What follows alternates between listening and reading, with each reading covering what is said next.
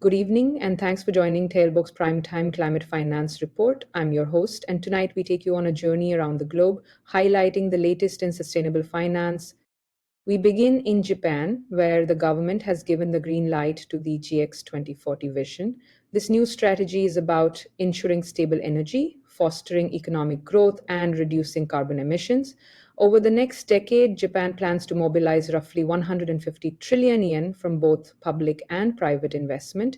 In a time of uncertainty, this approach aims to bring more clarity and predictability to future decarbonization efforts. Traveling to the Middle East, the Asian Infrastructure Investment Bank has joined hands with the Kingdom of Saudi Arabia. They've signed a declaration to develop an investment program that will drive investments in power generation, sustainable transport, water supply, and more infrastructure. Now, over to Europe, where innovation in energy is on the move. In the United Kingdom, KI Hydrogen and Wales and West Utilities are scaling up biomass electrolysis to produce green hydrogen at a cost that can compete with conventional fuels. Meanwhile, BNP Paribas has partnered with the European Investment Bank to unlock up to 8 billion euros for wind energy initiatives across the EU. In France, the European Investment Bank is also busy funding projects that help cut carbon emissions, support clean mobility, and upgrade vital infrastructure, all with an eye on building local economic strengths and resiliency. Our next stop is Latin America. In Belize, the UK government has backed a project focused on mangrove habitats, vital coastal forests that help protect communities and support juvenile fish populations critical for local fisheries. Journeying further south in Guatemala, Tomas Gutierrez Lares, a local community leader, is working with his cooperative to adopt sustainable agricultural practices in the highlands. Their efforts not only preserve traditional farming but also improve crop quality and incomes. And in Colombia, climate fund managers have just opened a new office in Bogota. Their investments in two renewable energy projects will soon light up communities, reduce CO2 emissions, and create hundreds of new jobs.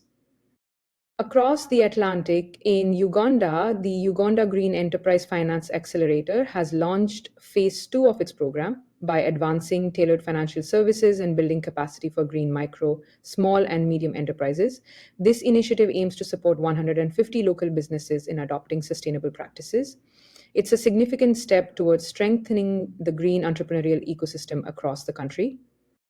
On the global stage, the conversation around climate and finance is evolving further.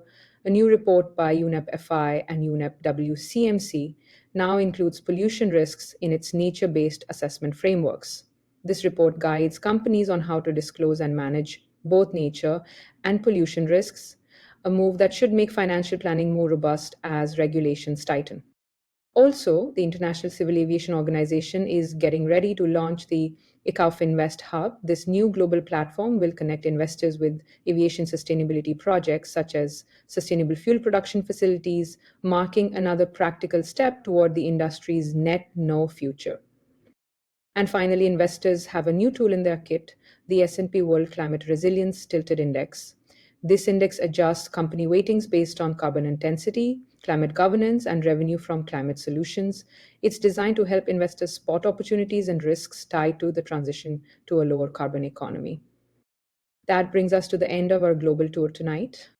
Be sure to check out Telborg, the very first global climate news agency run by AIs and one human.